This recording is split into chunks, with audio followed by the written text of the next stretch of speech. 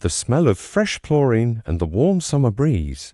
They were supposed to be signs of peace. Instead, they became the backdrop to one of the most ridiculous, infuriating, and honestly satisfying battles I've ever had. Picture this: a woman in her 50s flailing around my backyard pool like a startled cat tossed into a bathtub. Her face lobster red, her hair a soaked mess stuck to her cheeks. She looked absolutely humiliated. That woman was Karen Williams, president of our HOA, and seeing her scramble out of my pool, sputtering, drenched and defeated, that wasn't just entertaining, it was justice. But to understand why it felt so damn good, let me take you back 2 years ago. I bought a quiet house in a gated community.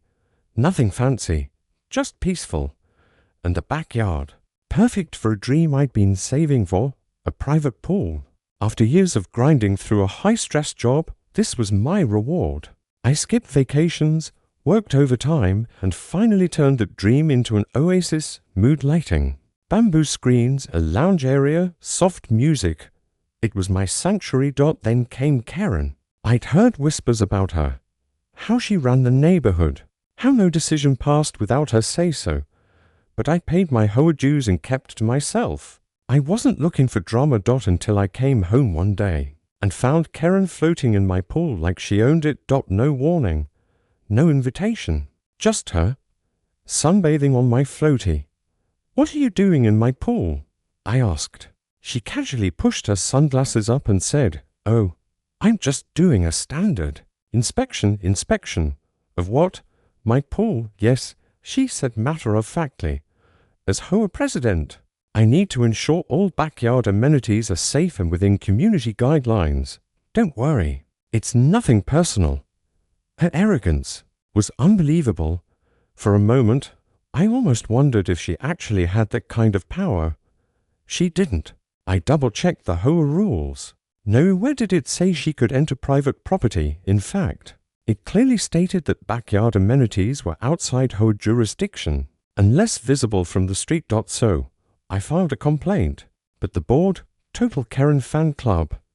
Every complaint disappeared. Every vote went her way. And it didn't stop.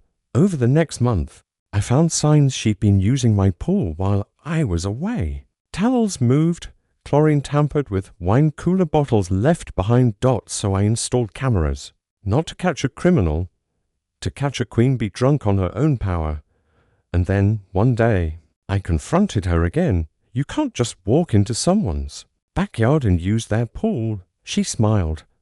I can when it's for community safety. Her smirk said it all. If you want to challenge me, go ahead. I've been doing this longer than you've lived here. That's when I realized I wouldn't win this the traditional way. I needed a plan, one that stayed within the rules, but flipped her own game on her. So I turned up the heat. Literally, I upgraded my pool, smart heating, motion sensors, real-time video. Then I started keeping it at 98 every afternoon. When it's already 90 outside, that turns a pool into a boiling bathtub. Then I waited. Tuesday, 1:45 p.m. motion alert on my phone. I checked the cameras. Karen, walking in, towel in one hand, test strip in the other. She dipped the strip, smiled, and got him 0.30 seconds later. Her expression changed from relaxed to very uncomfortable. Another minute, and she scrambled out like she'd just realized she was poaching herself. I watched the whole thing from my office. She slipped, cursed, grabbed her towel, and stormed off, but not before glaring right at the camera. She knew, and she hated it. The next day, I got a formal HOA notice. Apparently, I had violated shared amenity accessibility standards. Hilarious. I responded with security footage, timestamps, and the HOA bylaws. And I CC'd the entire neighborhood. That was the spark. Turns out, she'd been inspecting other yards too, using grills, trampolines, fire pits, the whole lot. A group chat started.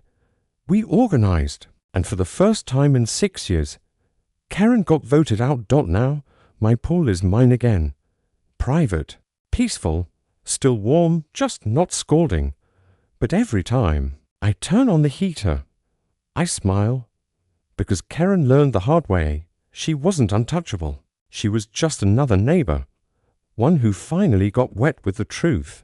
Like this story of suburban justice, subscribe, hit the bell and stay tuned, because next time a tyrant gets served, we'll be right there, preferably in 98 degrees.